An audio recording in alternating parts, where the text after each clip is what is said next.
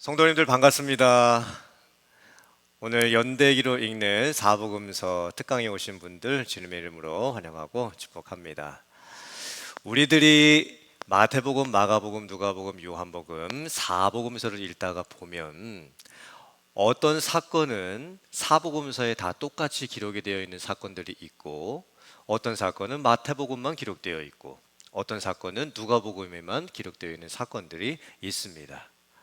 그리고 사복음서를 읽다가 보면 이 사건의 발생한 시점이 이게 먼저 있었던 일인지 아니면 나중에 있었던 일인지 좀 혼동될 때가 있습니다. 그래서 오늘 강의의 목적은 무엇이냐면 사복음서에 기록되어 있는 예수님의 생애를 시간적인 순서대로 다시 재구성해서 살펴보는 겁니다. 그래서 예수님의 탄생부터 예수님의 부활까지 시간 순서대로 어느 장소에서 어떤 사건들이 있는지를 살펴보고, 그리고 마태복음은 무엇을 강조했고 또 마가복음은, 누가복음, 요한복음은 무엇을 강조했는지를 한번 비교하면서 살펴보는 게 목적입니다. 자, 여러분들 강의안 보시면 먼저 지도를 한번 살펴보겠습니다. 이 지도는 여러분들 강의안에는 없고요. 여러분들 강의안에 있는 지도를 같이 살펴보시면 됩니다. 이스라엘 지도를 보면 간단하게 봤을 때 세 군데는 꼭 기억하셔야 됩니다. 첫째는 갈릴리 바다, 그리고 중간에 흐르는 강이 요단강, 그리고 아래쪽에 사해가 있습니다. 갈릴리 바다의 제일 윗부터 아래까지가 약 20km 정도 됩니다. 그리고 요단강이 시작되는 시점부터 요단강이 끝나는 시점까지가 약 100km 정도 됩니다.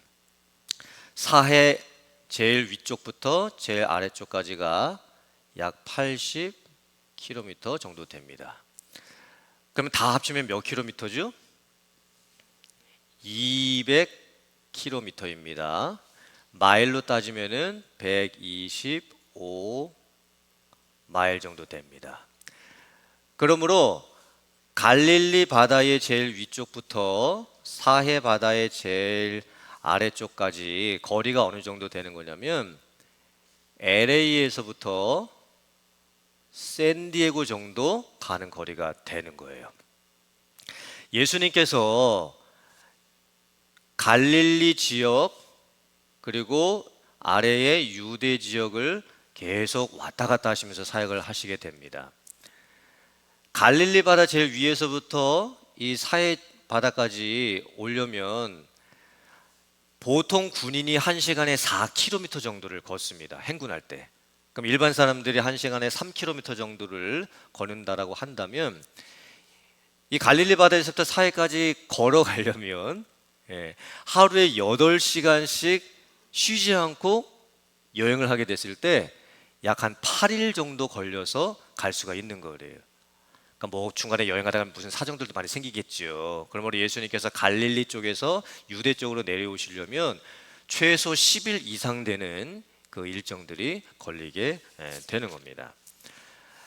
여러분들 가지고 계신 강의안 한번 보시고요. 자, 요 아래쪽에 보시면 여기 베들레헴 찾으셨어요? 화면 잘 보시면서 여러분 강의안을 같이 살펴보시면 됩니다. 베들레헴 여기 있습니다. 그 옆에다가 적어 놓으세요. 탄생. 베들레헴에서 예수님이 탄생하셨죠. 그리고 베들레헴 위쪽에 보면 여기 예루살렘 있습니다. 찾으셨어요? 수도라고 적어 보십시오. 수도. 그리고 그 베들레헴 위쪽에 베다니 찾으셨습니까?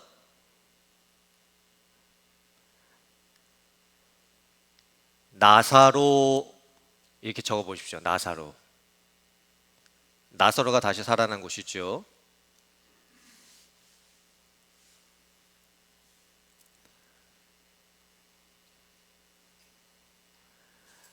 그리고 위쪽으로 올라오시면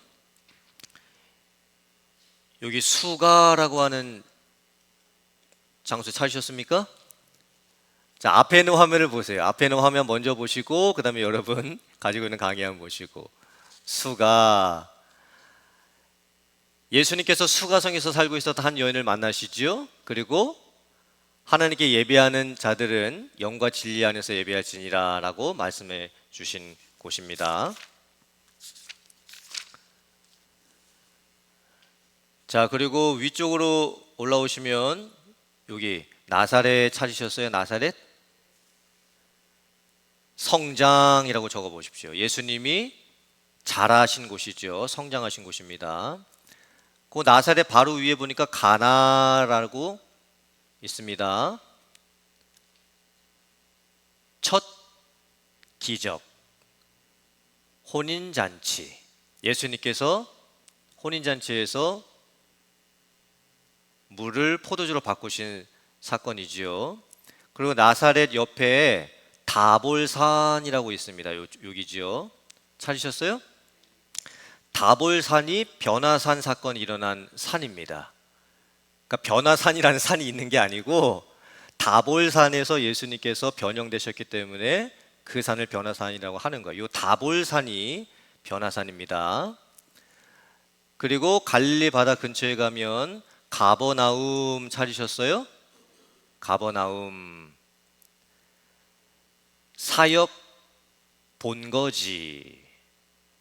갈릴리 주변에서 예수님께서 사역하셨을 때는 가버나움 도시를 중심으로 본거지를 삼고 사역을 하셨어요.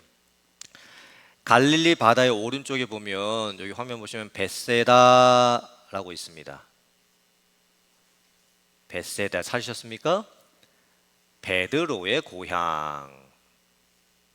벳세다가 베드로의 고향입니다.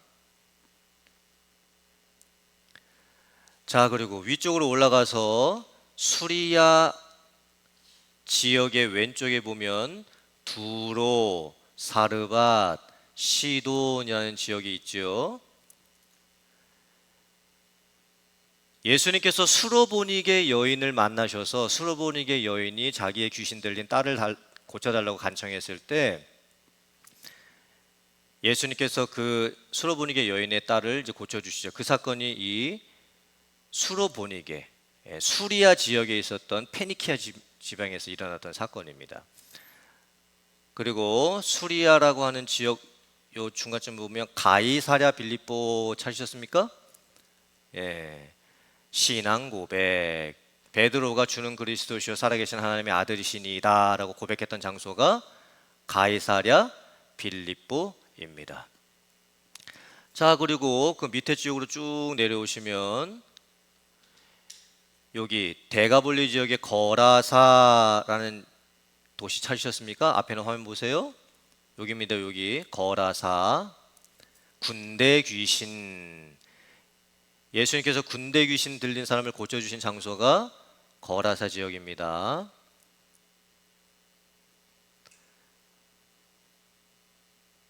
자, 그리고 앞에 밑에 쪽으로 더 내려오시면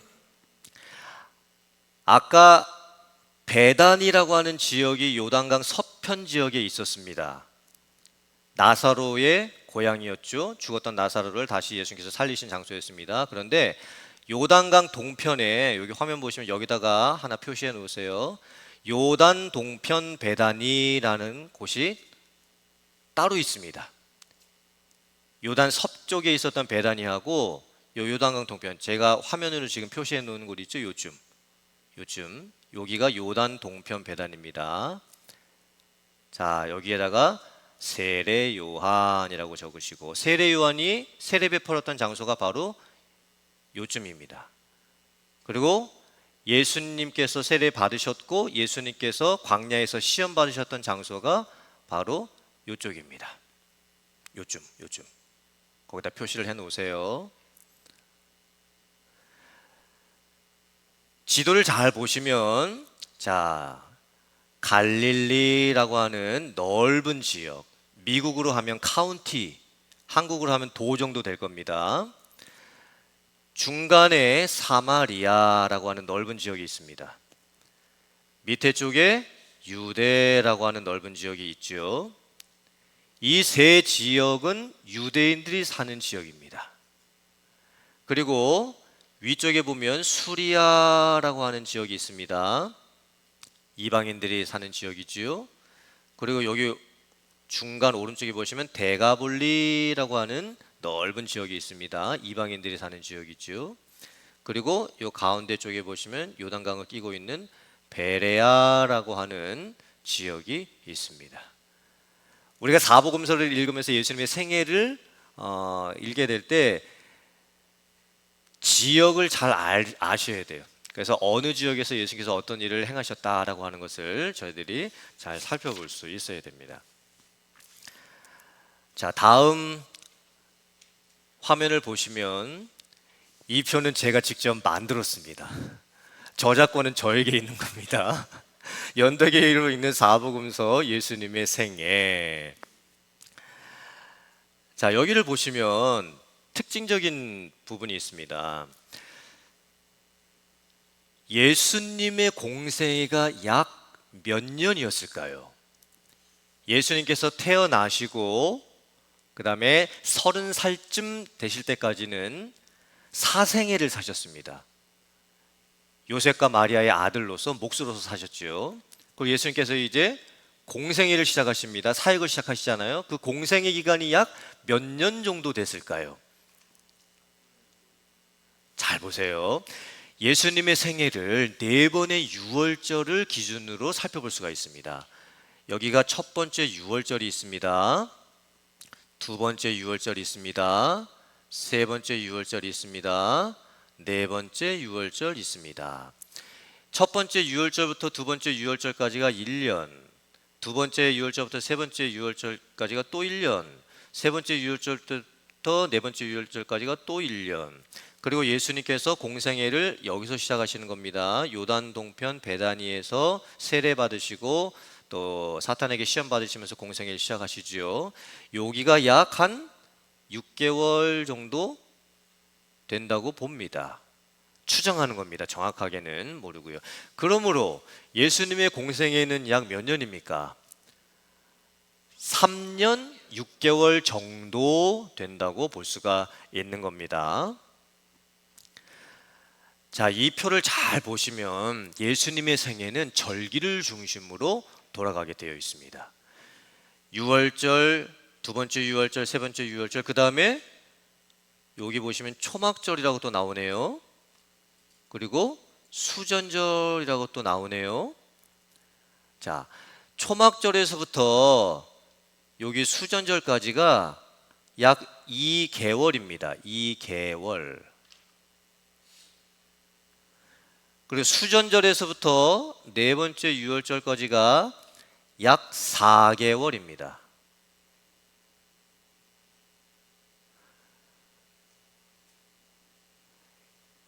예수님의 생애는 절기를 중심으로 살펴봐야 되는 거예요. 제가 잠깐 절기를 소개를 시켜드리겠습니다. 여러분들 강의 안에는 없고요. 앞에는 화면을 잘 보셔야 됩니다. 유대인들에게는 세 가지의 달력이 있습니다.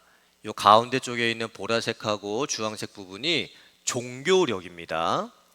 그래서 종교력 첫째 달을 니산월이라고 합니다.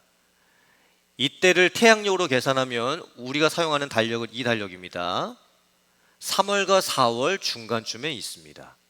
그리고 제일 가장자리 쪽에 있는 것은 유대인들이 사용하는 민간력입니다. 그러니까 우리나라의 음력 달력이라고 보시면 되는 거예요. 그래서 유대인들의 종교력 첫째 달 니산월에 유월절이 있습니다. 그리고 셋째 달에 오순절이 있고, 그리고 일곱째 달에 초막절이 있습니다. 그리고 아홉 번째 달에 수전절이 있습니다. 그리고 우리가 금요 예배 때 살펴봤던 에스더서에 나오는 12번째 달에 부림절이 있게 되는 겁니다.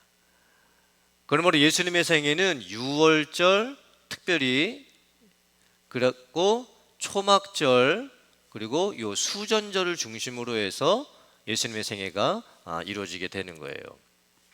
자, 다시 여기로 돌아와서 이 표를 살펴보면서 예수님의 생애를 간단하게 먼저 살펴보도록 하겠습니다. 자, 1번 베들레헴입니다. 베들레헴에서 뭐 하시죠? 탄생하시는 거예요. 탄생. 자, 그다음에 예수님께서 2번 나사렛으로 가셔서 성장하십니다. 그 다음에 다시 아래쪽에 있는 요단 동편 배단입니다. 그리고 여기에서 세례 요한이 활동을 하면서, 그리고 예수님도 세례를 받으시고 광야에서 시험도 받으시게 되는 겁니다. 이때 예수님께서 5명의 제자를 처음 만나시고 부르십니다. 여기다가 5명 제자, 5제자라고 또 한번 적어 보시고요. 5명의 제자가 누구였을까요? 요한이 원래 세례 요한의 제자였었는데 예수님을 따르게 되었습니다. 그 요한이 안드레에게 예수님을 전해주고, 안드레가 베드로에게 예수님을 전해주고, 안드레와 베드레가 빌립에게 예수님을 전해주고, 빌립이 나다나엘에게 예수님을 전해주죠. 5명의 제자를 예수님께서 이때 처음 만나시게 되고 제자를 삼아 주시는 겁니다. 그리고 4번 이제 가나로 가시지요. 여기에서 혼인잔치, 첫 기적. 그리고 예수님께서 5번 가버나움으로 가시게 됩니다.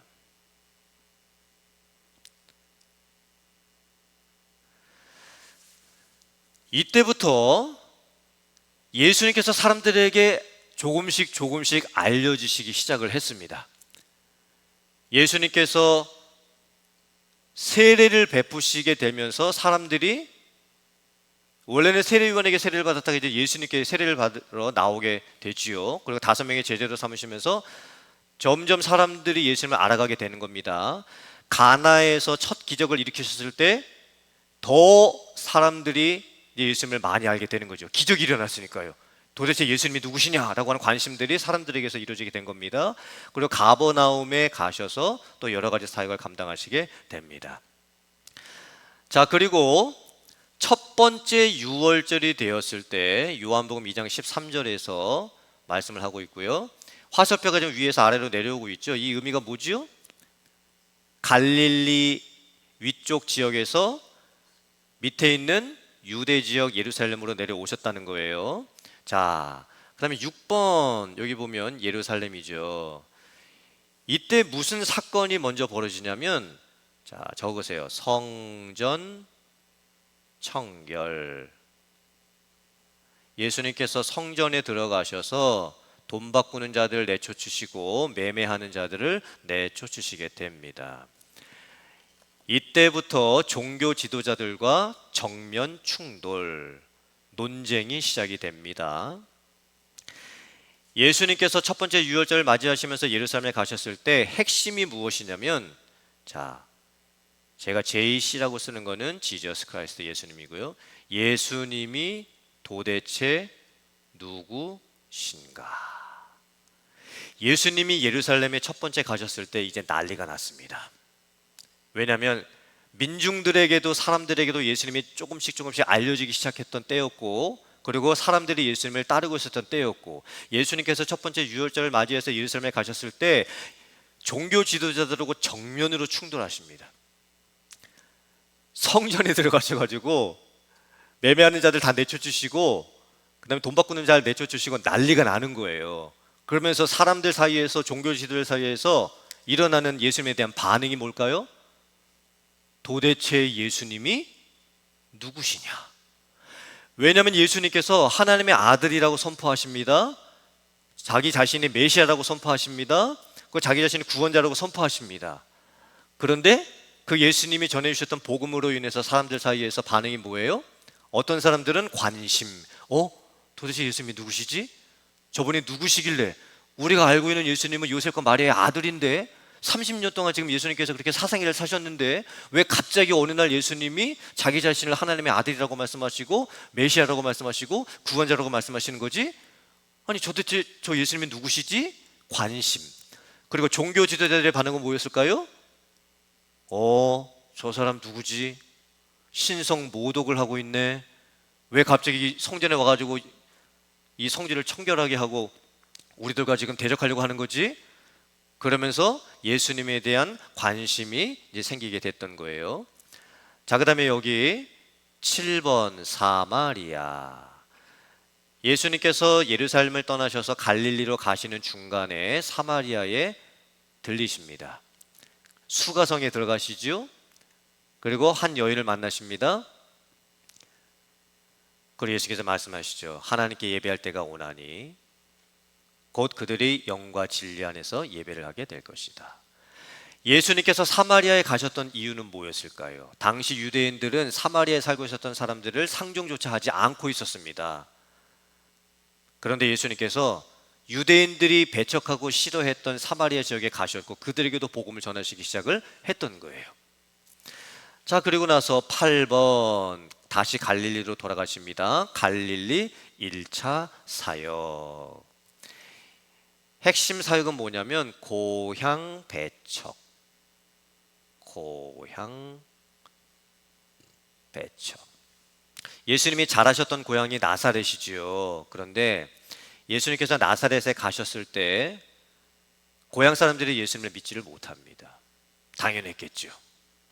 왜냐면 우리가 알고 있었던 예수님은 요셉과 마리아의 아들이고 그 형제들도 있고 또 예수님의 목수로서 30년 동안 이 동네에서 살았는데 어떻게 갑자기 예수님이 자기 자신을 메시아라고 할 수 있느냐, 하나님의 아들이라고 할 수 있느냐. 고향 사람들이 예수님을 배척하고 믿지를 못합니다. 그래서 예수님이 어떻게 하시냐면 가버나움 이동. 어쩔 수 없이 이제 이사를 가시게 되는 거예요. 예수님이 가버나움에 이사 가셔서 사시게 됩니다. 그리고 이때 4명의 제자, 4명 제자. 예수님께서 처음 제자들을 부르셨을 때 5명 부르셨죠? 요한, 안드레, 베드로, 빌립, 나다나엘. 그 5명이 예수님의 제자가 됐는데 4명의 제자를 다시 또 확증하시면서 부르십니다. 4명의 제자는 누구였을까요? 베드로, 안드레는 이미 불렀었고 다시 만났고요. 베드로, 안드레. 그 다음에 세베대의 아들 야고보와 요한을 다시 예수님의 제자를 부르시는 거예요. 나를 따라오너라. 내가 너희로 사람을 낚는 어부가 되게 해주겠다. 이 사건이 여기서 일어나는 거예요. 그리고 또 한 명의 제자를 또 부르십니다. 누구였을까요? 마태. 마태라고 하는 제자를 부르시게 되는 겁니다.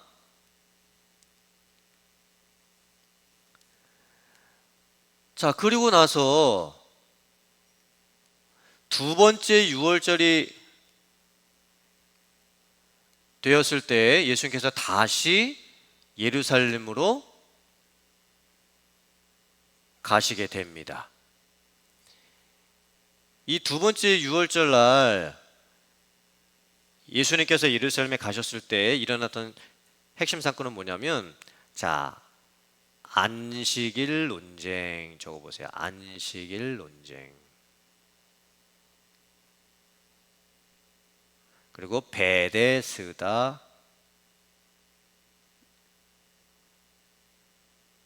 연못 사건.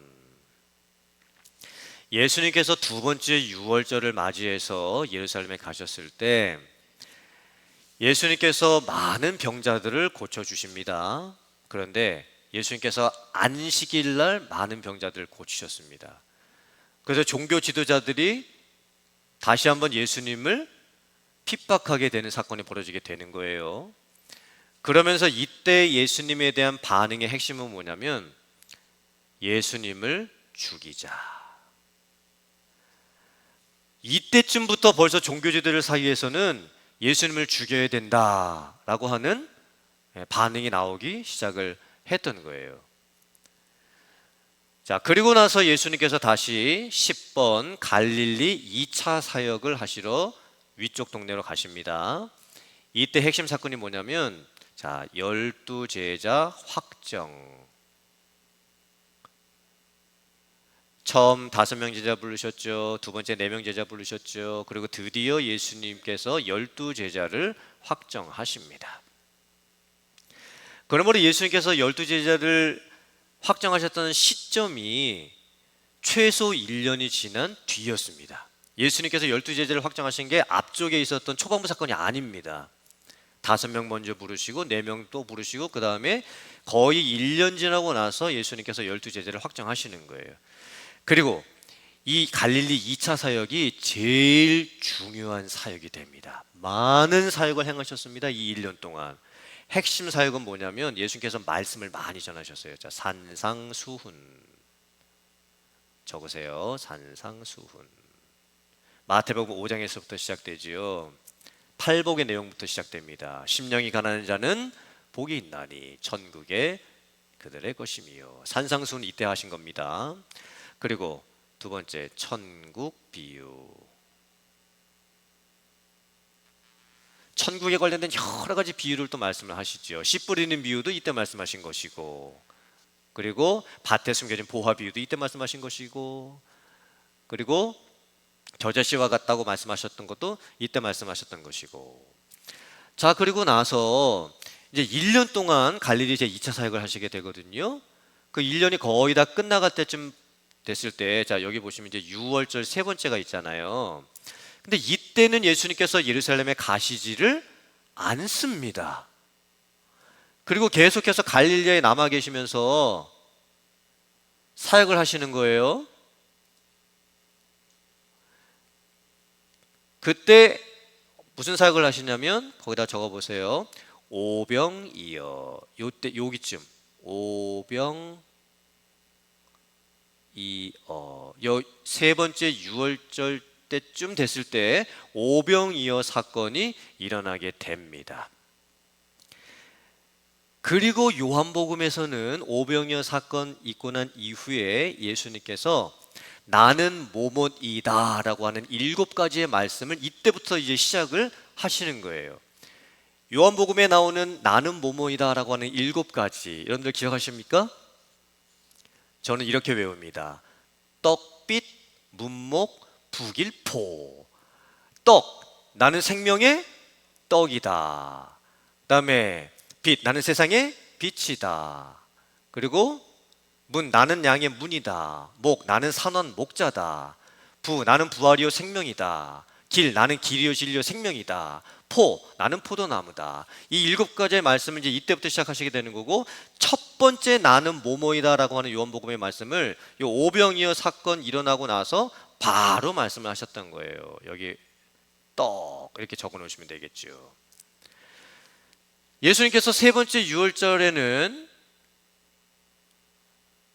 예루살렘으로 가시지를 않고 그 대신 어디로 가서 사역을 하시게 되냐면, 여기 보시면 11번이라고 적혀진 데를 보시면 이방 지역 사역이라고 되어 있습니다. 여러분들 아까 살펴보셨던 지도 기억나시죠? 두로와 시돈, 수로보니게 여인 만나셔서 그 귀신 들린 딸을 고쳐주시는 거죠. 수로보니게 여인이 간청했죠. 강아지들도 주인의 상 안에 떨어지는 그 뭐죠? 부스러기를 먹습니다. 저에게도 그런 부스러기 같은 은혜를 주십시오. 그래서 고침받은 거예요. 자, 그리고 대가볼리 지역 기억나시죠? 그 요단강 오른쪽에 있었던 지역이었습니다. 이때 무슨 사건이 벌어지냐면 적어 놓으세요. 칠병이어. 오병이어 사건은 물고기 2마리와 떡 5개로 5,000명을 먹이셨던 사건이었고, 그 대상들은 유대인들이었습니다. 그런데 오병이어와 비슷한 사건이 한 번 더 일어나는데, 칠병이어, 7병, 떡 7개와 이어, 물고기 2마리, 그리고 4,000명을 먹이셨던 사건은 대가볼리 이방 지역에서 이방인들 대상으로 하셨던 사건이에요. 자, 그리고 여기 가이사랴 빌립보, 여기서 무슨 사건이 있었죠? 베드로가 신앙 고백하죠. 예수님이 물으십니다. 너희들은 나를 누구라 하느냐?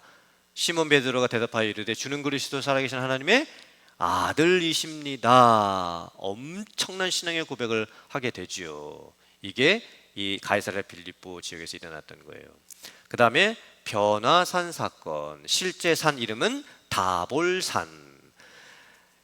예수님께서 제자들과 함께 다볼산 위에 올라가셨을 때 예수님의 옷이 변형되지요. 놀랄 만큼 희게 됩니다. 그리고 예수님께서 하나님의 아들이심이 선포되죠. 실제 하늘의 문이 열리고 하나님의 음성이 들렸던 거예요. 이게 변화산 사건이었습니다. 자, 예수님께서 왜 세 번째 유월절날 예루살렘으로 가지 않으셨을까요? 지금 예루살렘에 지금 무슨 분위기가 지금 일어나고 있습니까? 예수님을 잡아 죽이자. 벌써 1년 전부터 두 번째 유월절 맞이해서 예루살렘에 가셨을 때부터 종교 지도자들은 예수님을 죽여야 된다고 생각을 했던 거예요. 그래서 예수님께서 세 번째 유월절 예루살렘에 가시게 되면 정말 잡혀서 죽을 수도 있는 상황이었습니다. 그래서 예수님께서 가시지 않은 거예요. 그래서 피신해서 어디로 가시는 거죠? 이방 지역으로 가실 수밖에 없었던 거예요. 여기 하나 더 적어 놓으세요. 은둔. 이때 예수님께서는요, 은둔하십니다. 그리고 또 하나 적어 놓으세요. 제자훈련 집중.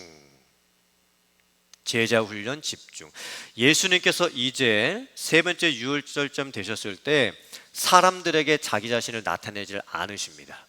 많은 사람들 만나지 않으십니다. 예루살렘 종교 지도자들이 있었던 그곳으로 가시지도 않으시고 이방 지역을 찾아가시는 거예요. 그리고 제자들 데리고 가십니다. 제자들을 집중 훈련시키시는 거예요.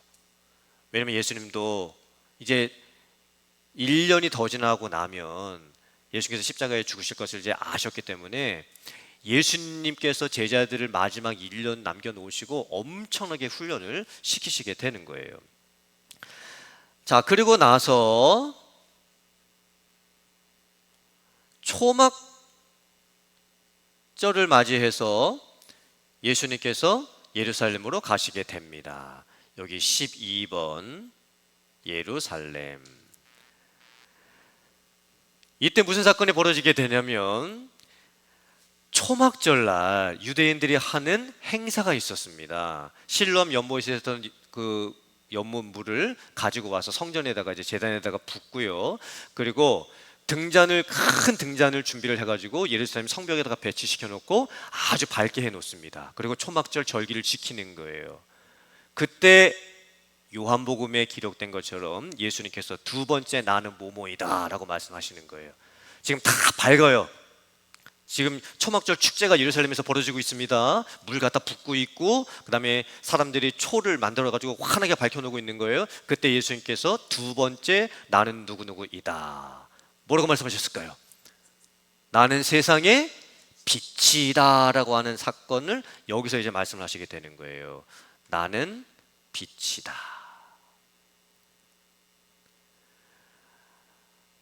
자, 그리고 나서 초막절 이후 2개월이 더 지나서 수전절이 되었을 때 예수님께서 다시 한번 예루살렘에 가시게 됩니다.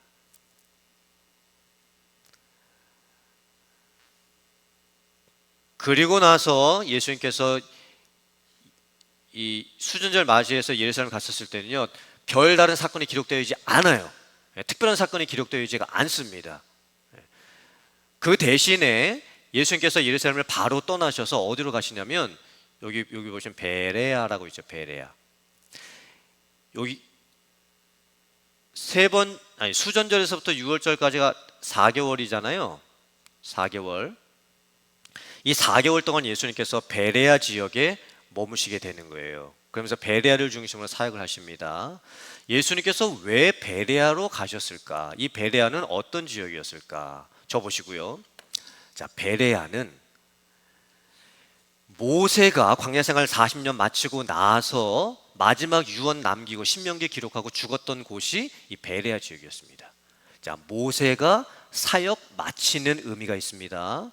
두 번째, 엘리야가 승천하고 엘리야가 엘리사에게 사역을 넘겨주면서 사역을 마쳤던 장소가 베레아입니다. 똑같이 엘리야에게도 사역을 마친다는 의미가 있지요.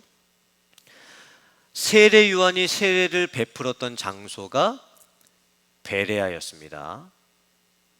그리고 예수님께서 처음 세례 받으셨던 장소, 시험 받으셨던 장소가 어디였다고요? 요단 동편에 있었던 베다니. 그 베다니가 이 넓은 지역으로 베레아였죠. 그러면 지금 잘 보세요. 예수님께서 이제 사역을 마치시려고 하시는 마음을 가지신 거예요. 예수님께서 처음 사역을 베레아에서 세례 받으면서 시험 받으면서 시작을 하셨는데 마지막으로 그 장소를 찾아가시게 되는 거예요. 이게 베레아의 의미입니다. 왜냐하면 예루살렘으로 바로 가시게 되면 지금 종교자들이 예수님을 잡아서 죽이려고 했기 때문에 더 이상 예루살렘에 가실 수가 없어요. 예루살렘에 머무실 수가 없습니다. 그래서 예수님께서 바로 베레아로 가신 거예요. 이 베레아에 계셨을 때 잠깐 여기 14번과 15번 사이에 쭉 화살표 살짝 해놓으시고 베다니라고 적으세요. 베다니. 이때 예수님께서 베다니를 다시 방문하시면서 나사로를 살려내십니다. 나사로가 죽었다가 다시 살아난 사건이 이때 벌어지게 되는 거예요. 그리고 예수님이 다시 또 베레아로 가세요. 그리고 나서 예수님께서 이제 15번 여리고에 들어가시게 됩니다. 여리고에 누가 살고 있었냐면 삭개오 적으세요. 삭개오가 뽕나무 위에 올라가가지고 예수님을 만나게 된 사건이 이때 일어났던 사건입니다. 그리고 16번 베다니. 처음에 베다니에 가셔가지고 죽었던 나서 살려놓으시고 다시 베레아 가셨다가 다시 베다니로 가시고 여기서는 자 향유라고 적으세요. 베다니 옆에다가 향유. 어떤 한 여인이 예수님을 찾아와가지고 향유를 붓습니다. 예수님의 십자가 죽음을 이제 예표하는 사건이 벌써 벌어지게 되는 거죠. 그리고 이제 마지막 17번 예루살렘. 적어 놓으세요. 죽음, 부활, 고난주간 일주일.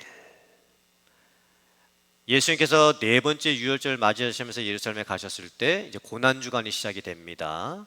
그리고 예수님께서 십자가에서 죽으시고 부활을 하시게 되는 거예요. 자, 그리고 여러분들 강의한 이제 이 사복음서 대조표를 보시길 바랍니다.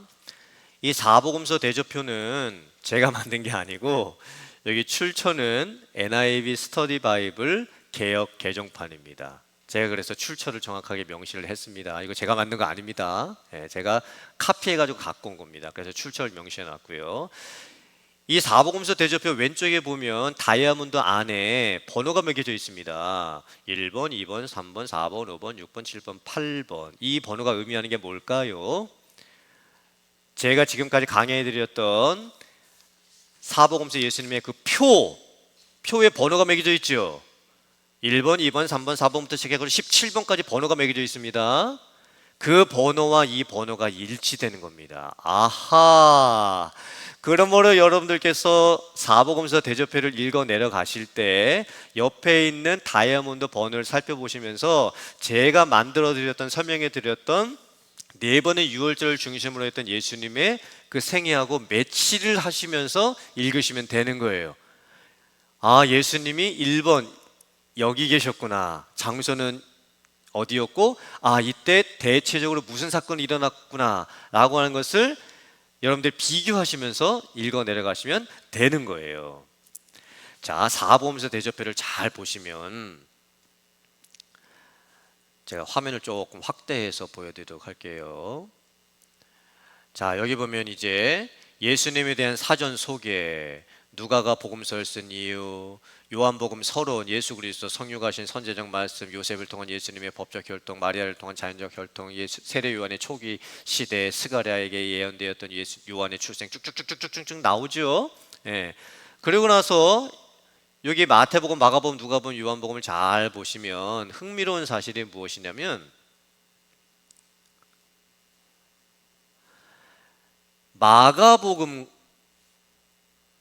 마가복음과 요한복음은 예수님의 탄생에서 기록을 하지를 않았습니다. 예수님의 탄생에 대해서는 마태복음과 누가복음만 기록을 해 놓았던 겁니다. 자, 그리고 여기 작은 요 옆에 있는 거 1번, 2번, 3번. 3번부터 이제 뭐가 시작이 되는 거죠? 여기 보면 예수님의 공생의 사역 시작. 그죠? 그리고 예수님께서 뭐 어떤 사역 하셨는지 좀 나옵니다. 요, 요 중간쯤 보시면 예수님이 세례 받으시고 시험 받으시는 사건이 나오죠. 그리고 여기 보면 4번 오른쪽에 예수님의 첫 추종자들, 이게 누굴까요? 5명의 제자 적어 놓으세요. 5명 제자가 여기랑 매치되는 겁니다. 6번 옆에 보니까 드디어 예수님께서 6월절에 첫 번째 성전 청결, 첫 번째 6월절 날 예루살렘에 가신 거예요. 그리고 그 옆에 충돌, 논쟁 적어 놓으시고, 그 다음에 도대체 예수님이 누구시냐 반응, 그거 한번 적어 놓으세요.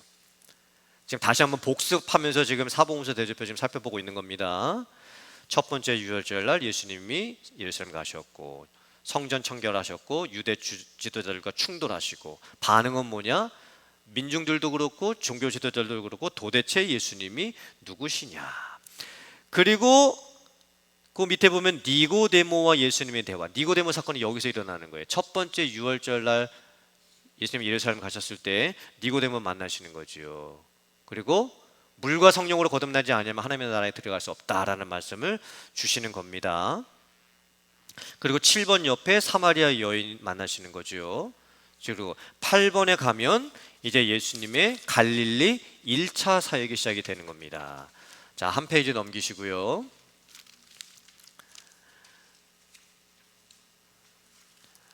갈릴리 1차 사역 내용 쭉 보시면, 거기 보시면, 여기 보시면 이제 가버나움으로 이동하시죠. 왜냐? 고향 나사렛에서 고향 사람들이 예수님을 배척했기 때문입니다. 그리고 여기 보니까 이제 4명의 제자들 부르심 나오네요. 그리고 여기 밑에 쪽에 보니까 마태를 부르심 또 나오네요. 그리고 기타 여러 가지 사건들이 일어납니다. 베드로의 장모님을 고쳐주시고, 이 내용들은 제가 일일이 하나씩 다 강의를 통해서 설명을 드리지는 못합니다. 시간이 너무 많이 걸렸기 때문에 이건 나중에 여러분들께서 성경 통독해 나가시면서 자세하게 한번 살펴보시면 됩니다.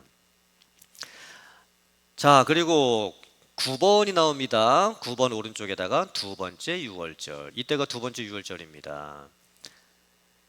이때 핵심이 뭐라 그랬죠? 사람들의 반응이 뭐죠? 종교 지도자들의 반응이 뭐죠? 예수님을 죽이자. 여기 보니까 9번 옆에 보니까 안식일에 병자를 고치심이라고 나와 있습니다. 베데스다 연못 사건. 여기도 적혀 있네요. 예수님을 여기 보시면 예수님을 죽이려 함이라고 적혀 있습니다. 자, 그다음에 10번 보면 갈릴리 2차 사역. 이때부터 시작되는 거예요. 10번이 갈릴리 2차 사역입니다. 지금 강의를 들으시면서 제가 표를 중심으로 말씀드렸던 게 여러분들 머리에 떠오르셔야 돼요. 아, 지금 예수님이 지금 이때쯤 계시는 거지, 예수님이 지금 여기에 가신 거지, 이게 지금 매치가 되실 수 있으세요. 이게 따로따로 놀면 안 됩니다. 표하고 그 다음에 이 사복음서 내용들하고 여러분들 머릿속에서 일치가 되어 가셔야 되는 거예요. 자, 10번 옆에 보니까 갈릴리 2차 사역 시작하시면서 12제자를 택하심, 여기 나오네요. 자, 설교의 서론. 이 설교가 무슨 설교일까요? 산상수훈. 그리고 나서 밑에 내용 쭉 보시면 예수님이 뭐 병자도 고쳐주시고 또 어떤 말씀도 하셨다는 내용들이 많이 나옵니다. 자, 그 다음에 여기 중간 아래쯤 보시면 비유로 하나님 나라의 비밀들, 이게 무슨 말씀하신 걸까요? 천국 비유. 천국 비유 말씀을 여기서 하신 거예요. 자, 그 다음에 그 다음 페이지.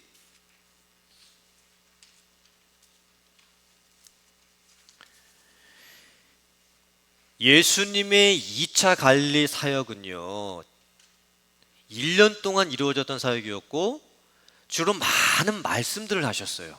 네, 많은 말씀들을 이제 하시게 됩니다.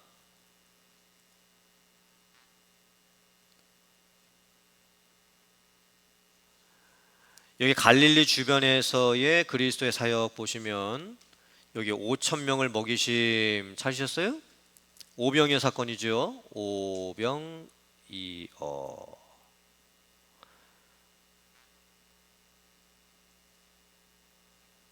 그리고 요 밑에 보시면 참된 생명의 떡에 대한 강화. 드디어 예수님께서 요한복음에 나타나는 나는 무엇이다의 첫 번째 말씀, 나는 생명의 떡이다 말씀이 여기서 나오게 되는 거예요. 자, 11번 옆에 보면, 자, 거기다 적으세요. 이방지역, 은둔, 제자훈련 집중.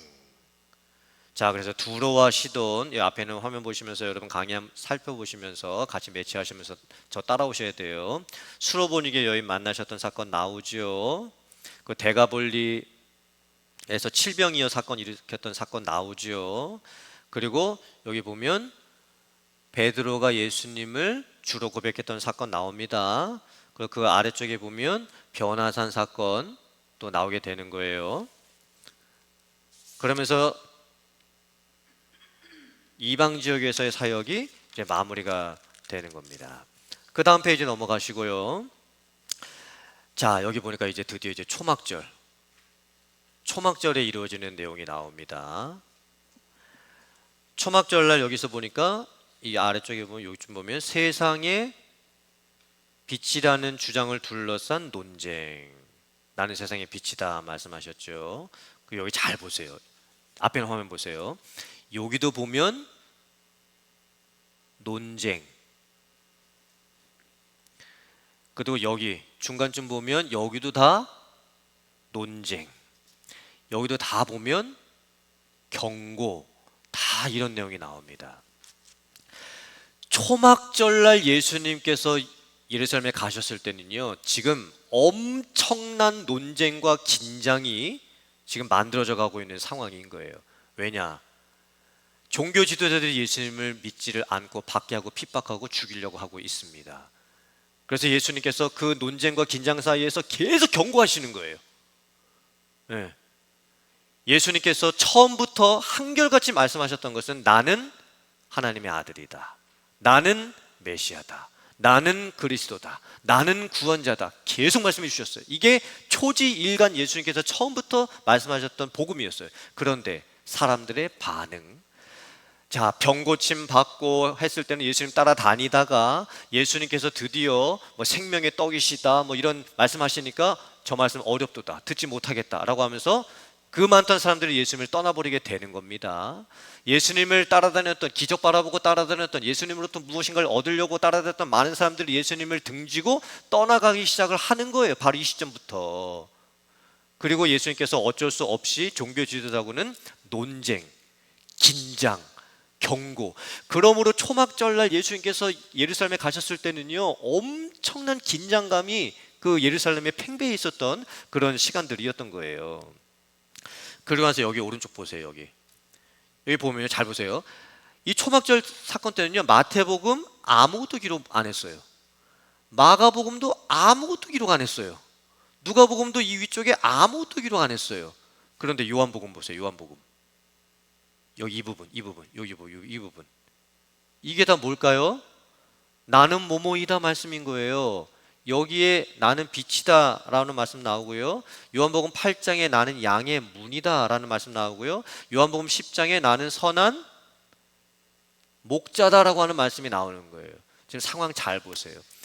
예수님을 그렇게 따라다녔던 많은 군중들 다 떠나버립니다. 종교 지도자를 예수님을 죽이겠다고 합니다. 예수님께서 경고하십니다. 너희들이 어찌하여 나를 믿지 못하느냐. 내가 처음부터 선포했던 말씀, 나는 하나님의 아들이요, 나는 메시아요, 나는 그리스도요, 나는 구원자라고 되라는 이것을 너희들이 왜 믿지 못하느냐 라고 하면서 계속 나는 뭐뭐이다 말씀을 주시는 거예요. 나는 생명의 떡이다, 나는 세상의 빛이다, 나는 양의 문이다, 나는 선한 목자다, 계속 말씀을 주시게 되는 거예요. 자, 그리고 이제 밑으로 내려오죠. 13번 수전절, 거의 사건이 없습니다. 수전절에 관련된 사건은 거의 기록이 안 돼 있어요. 그리고 나서 14번,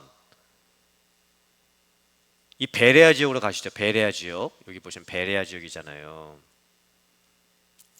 이게 4개월이에요. 4개월. 이 베레아에 있으셨던 시간들이 약 4개월. 참 신기한 거는요, 이 베레아 지역에 있었던 사건은요, 마태복음 기록 하나도 안 해놨어요. 마가복음도 하나도 기록 안 해놨어요. 요한복음도 거의 기록 안 했고 전부 다 누가 기록했어요? 오, 신기합니다.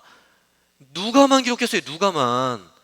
이 마지막 베레아에서 했던 사건들은요, 누가가 기록을 많이 해놨던 거예요. 거기다 하나 적으세요. 자, 누가가 기록했던 핵심 내용은 뭐였냐면 잃어버린 영혼. 잃어버린 영혼입니다. 잃어버린 영혼. 이때 누가가 기록했던 게 잃어버렸던 뭘까요? 양. 잃어버렸던 드라크마. 왜 누가가 이 예수님의 마지막 사역 때쯤 되었을 때, 이 베레아에 있었을 때 이 잃어버린 영혼에 대한 집중적인 말씀을 하고 있을까요? 예수님의 마음을 표현하고 있는 거지요. 예수님께서 이제 거의 3년 6개월의 공생애가 다 맞춰지고 있는 거예요. 이 베레아 사건 끝나고 나면 예루살렘 가시면서 고난주간 일주일 시작되고 예수님이 십자가에 죽으시고 돌아가시는 거예요. 이제 시간이 얼마 남지가 않았어요. 예수님의 마음속에 지금 무슨 마음이 가득한 거예요? 잃어버린 영혼들에 대한 마음이 너무나 갈급하신 거예요. 그렇게 예수님이 3년 6개월 동안 나는 누구이다 말씀하시고 예수님이 하나님의 아들이요 구원자시요 메시아 그리스도이며 그렇게 선포했는데 사람들이 여전히 믿지 못하고 있는 그 모습을 보시면서 예수님의 마음이 너무나 안타까우신 거예요. 그래서 누가복음은 그걸 강조하는 거예요.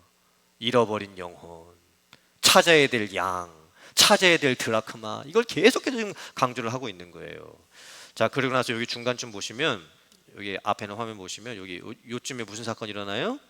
나사로를 살리심. 그렇죠? 베레아 있으셨을 때 잠깐 베다니 방문하셔서 그때 죽었던 나사로 다시 살려내시는 거예요. 이때 요한복음이 기록한 나는 뭐뭐이다가 또 하나 나옵니다. 뭘까요? 죽은 나사로 살리시고 나서 예수님께서 나는 뭐뭐이다 말씀하셨습니다. 뭐예요? 나는 부활이요 생명이니. 이 말씀을 나사로 살리시고 나서 하시는 거예요. 자, 그 다음에 이제 마지막 페이지입니다. 자, 15번 옆에 보면 삭개오 나오죠? 삭개오? 장소가 어디예요? 삭개오 고향. 아까 제가 말씀 다 드렸잖아요. 여리고. 이때 여리고 이제 들어가시는 거예요. 자, 그리고 16번 옆에 베다니. 여기서 이제 예수님이 타시게 될 그 나귀를 준비하시는 거죠. 그 나귀 타시고 이제 예수님께서 예루살렘으로 들어가시는 거예요. 자, 17번 옆에 보니까 예루살렘으로 입성하심. 네 번째 유월절을 맞이하시면서 예수님께서 드디어 예루살렘에 들어가십니다. 이때부터 고난주간 일주일이 시작되는 겁니다. 여기다가 적어 놓으세요. 주일. 예수님께서 예루살렘에 들어가셨던 게 주일입니다. 자, 그 다음에 그 밑에 보니까 잎만 무성하고 열매가 없는 무화과 나무에 대한 저주, 두 번째 성전 청결 사건. 여기가 월요일입니다. 월 적으세요. 월. 이게 월요일 날 있었던 사건이었고, 자, 그 다음에 그 밑에 보니까 그리스도의 권위에 대한 공식적인 도전이라고 되어 있죠. 요즘 보면.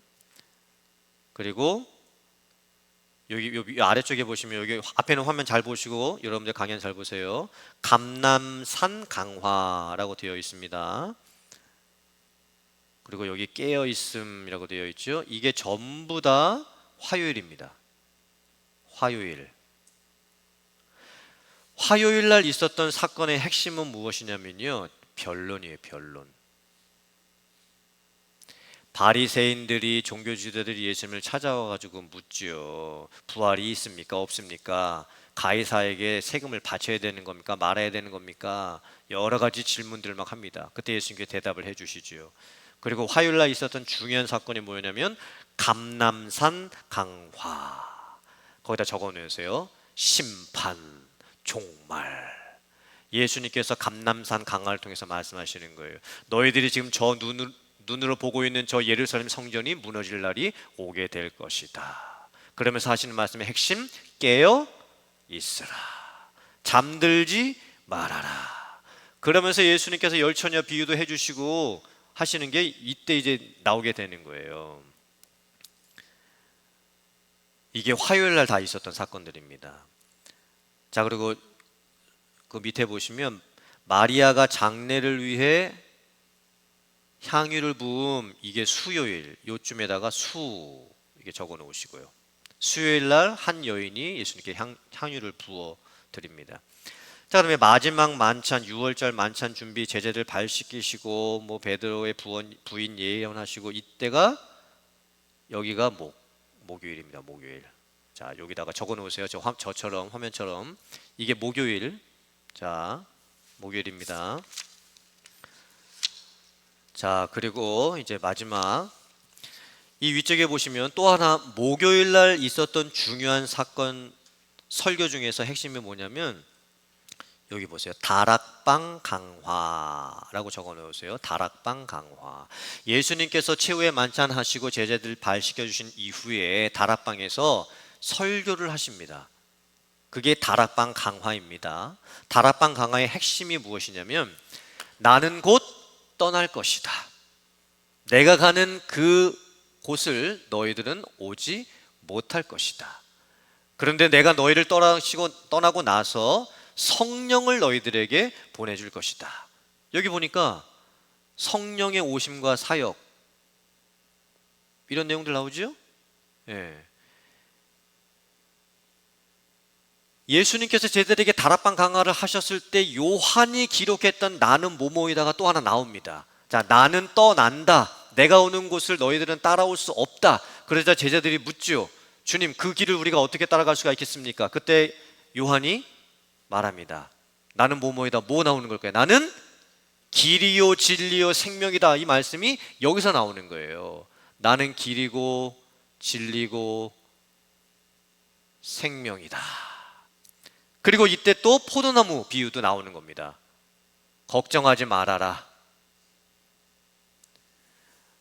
포도나무 가지가 포도나무에 붙어 있으면 생명을 얻고 열매를 맺는 것처럼 너희들이 내 안에 거하고 있으면 너희들에게 열매가 맺어질 것이다. 나는 떠나지만 내가 너희들에게 성령을 보내줄 것이다. 너희들이 성령 안에 있으면 너희들의 삶에 구원이 이루어지고 열매가 맺어지게 될 것이다.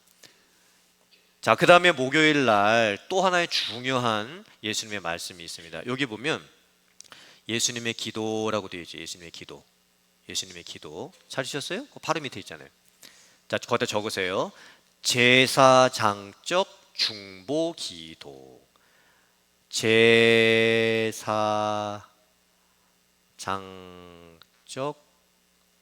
중보 기도. 예수님께서 제자들을 떠나시면서 남아있는 제자들을 향해서 기도해 주시는 내용이에요. 이게 요한복음에만 이제 기록이 되어 있습니다. 제사장적 중보기도 내용.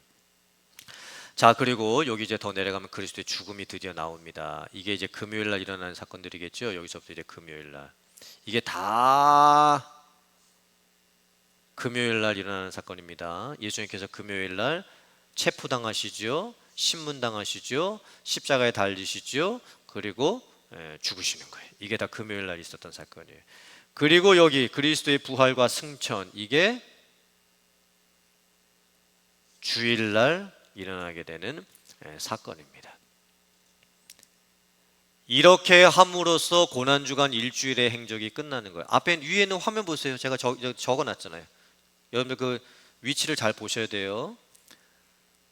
마지막 페이지 위쪽 부분은 목요일, 여기는 다 목요일이고 토요일은 없죠. 예수님이 무덤 속에 계셨으니까. 여기는 금요일, 주일입니다. 이러면서 예수님의 생애가 다 끝나는 거예요. 우리가 사복음서를 읽으면서 참 신기한 것은 마태복음, 마가복음, 누가복음, 요한복음이 똑같은 사건을 기록했음에도 불구하고 관점이 달랐다는 겁니다. 마태복음은 예수님의 왕되심을 중심으로 기록했고 마가복음은 예수님의 종되심, 누가복음은 예수님의 인간 되심, 요한복음은 예수님의 하나님 아들 되심을 중심으로 기록을 했어요. 이거는 강의 안에 없으니까 여러분들이 그냥 적어 놓으시면 됩니다. 사복음서의 강조점, 마태복음은 왕, 마가복음은 종, 누가복음은 인간, 요한복음은 하나님. 마태복음, 마가복음, 누가복음을 공관복음이라고 합니다. 공관이라고 하는 뜻이 무엇일까요? 같은 관점을 가지고 기록을 했다. 마태복음, 마가복음, 누가복음은 예수님의 생애를 어떻게 기록했냐면 시간과 장소를 중심으로 해서 연대기적인 사건 중심으로 기록을 했습니다. 그리고 예수님의 복음에 대한 말씀에 대한 핵심은 뭐냐면 하나님 나라, 복음, 율법의 완성, 이 관점에서 마태복음, 마가복음, 누가복음이 기록된 거예요. 그래서 공관, 관점이 같은 복음이다라고 합니다. 그런데 요한복음은 다릅니다. 사복음서 중에서 요한복음은 공관복음이라고 칭하지를 않습니다. 이유가 뭐냐? 요한복음만의 독특성이 있기 때문입니다. 요한복음은 예수님의 신성을 강조하면서 하나님의 아들 되심을 강조하면서 변증적입니다. 요한복음은 예수님의 생애를 시간과 장소 중심의 사건 중심으로 기록을 안 했습니다. 예수님이 누구시냐라고 하는 것을 변증, 변호, 설명하는 식으로 기록을 한 거예요. 그 핵심이 뭡니까? 나는 무엇이다. 7가지. 요한복음의 핵심은요, 나는 무엇이다. 이 7가지예요. 요한복음 6장에서부터 나는 무엇이다 7가지의 첫 번째가 등장하는 거예요. 나는 생명의 떡이다. 그리고 마지막 나는 포도나무다. 그게 요한복음 15장까지 기록되어 있어요. 무려 10장에 걸쳐 가지고 요한복음이 계속 강조한 건 뭐예요? 나는 무엇이다. 예수님이 누구시냐를 그렇게 설명을 해놨던 거예요. 사복음서를 읽어보면 특별한 관점이 있습니다. 마태복음이 총 28장이고 마가복음이 16장, 누가복음이 24장, 요한복음이 21장, 총 89장입니다. 그런데 마태복음 28장 중에 8장, 마가복음 16장 중에 6장, 누가복음 24장 중에 6장, 요한복음 21장 중에 10장이 예수님의 마지막 일주일에 집중됩니다. 십자가 부활, 이 고난주간에 집중되어 있어요. 잘 보세요. 마태복음도 거의 약 4분의 1이 고난주간에 집중되어 있죠. 마가복음도 3분의 1이 고난주간에 집중되어 있죠. 누가복음도 4분의 1이 고난주간에 집중되어 있죠. 요한복음은요, 절반이 예수님의 이 마지막 일주일에 집중되어 있는 거예요. 그러므로 잘 보세요. 사복음서가 이야기하려고 하는 핵심이 뭘까요? 사복음서가 이야기하고 싶은 핵심, 예수님의 많은 생애가 있었고 많은 사건들이 있었고 예수님의 많은 말씀들이 있었는데 사복음서가 궁극적으로 이야기하려고 하는 예수님에 대한 핵심이 뭘까요? 그렇죠. 십자가와 부활이에요. 사복음서가 궁극적으로 이야기하려고 하는 핵심은 십자가와 부활입니다. 이것을 이야기하기 위해서 앞쪽에 여러 가지 내용들을 말씀을 했던 겁니다. 이 사복음서를 읽어나가면요, 참 신기한 게 있어요. 똑같은 사건을 기록했음에도 불구하고 관점들이 약간씩 다르게 기록이 되었고요. 특별히 요한복음은 이 마태복음, 마가복음, 누가복음에 비해서 많은 좀 독특성을 가지고 기록을 해놨습니다. 사복음서 대조표를 보시면 어떤 부분은 뭐 마태만 기록해놨고 어떤 부분은 또 누가만 기록되었고, 그러므로 여러분들이 이제 사복음서 대조표를 보시면서 성경을 읽어 내려가기 시작을 하면 예수님의 생애가 한눈에 펼쳐지실 겁니다. 자, 그러면 우리가 이 사복음서를 어떻게 읽을 것이냐. 자, 여러분들 강연 보면 여기 보면 데이 1이라고 있죠. 데이 1.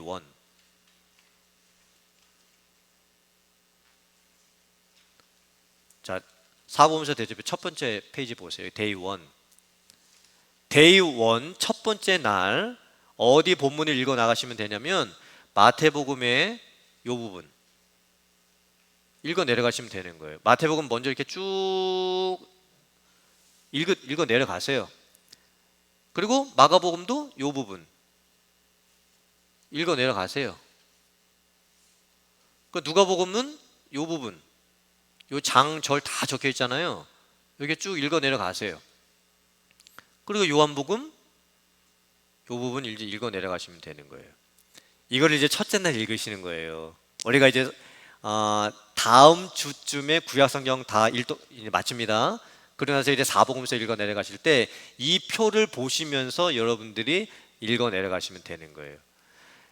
물론 이렇게 읽으실 수도 있어요. 나는 마태복음, 마가복음, 누가복음, 요한복음을 비교하면서 읽고 싶다. 그래서 가로로 이렇게 교차하면서 여기 읽었다가 누가복음 건너갔다가 마태복음 읽었다가 누가복음 건너갔다가 또 여기 읽었다가 여기 읽었다가 마태복음 읽었다가 마가복음 읽었다가 누가복음 읽었다가 왔다 갔다 왔다 갔다 왔다 갔다 읽으셔도 되는데, 이렇게 읽으시면 엄청 헷갈려서 복잡해가지고 못 읽습니다. 정신이 없어가지고. 그래서 이렇게 세로 순서를 읽으시면 되는 거예요. 이렇게 세로로 마태복음 첫째 날 읽어야 될 부분 마태복음 쭉 읽고, 그 다음에 누가복음 쭉 읽고, 이렇게 하면서 우리의 목표는 마태복음, 마가복음, 누가복음, 요한복음, 사복음서를 10일 동안 읽는 겁니다. 자, 그래서 데이 1, 데이 2, 그 다음 보면 데이 3, 그 다음 보면 데이 4, 5, 6, 그리고 데이 7도 있고, 그 다음에 데이 8, 데이 9, 제가 표시를 다 해놨죠. 그리고 마지막 데이 10, 이렇게 해서 이제 사복음서를 읽게 될 겁니다. 자, 강의는 마치고 그 다음에 녹음 끝내고 나서 제가 질문 받도록 하겠습니다.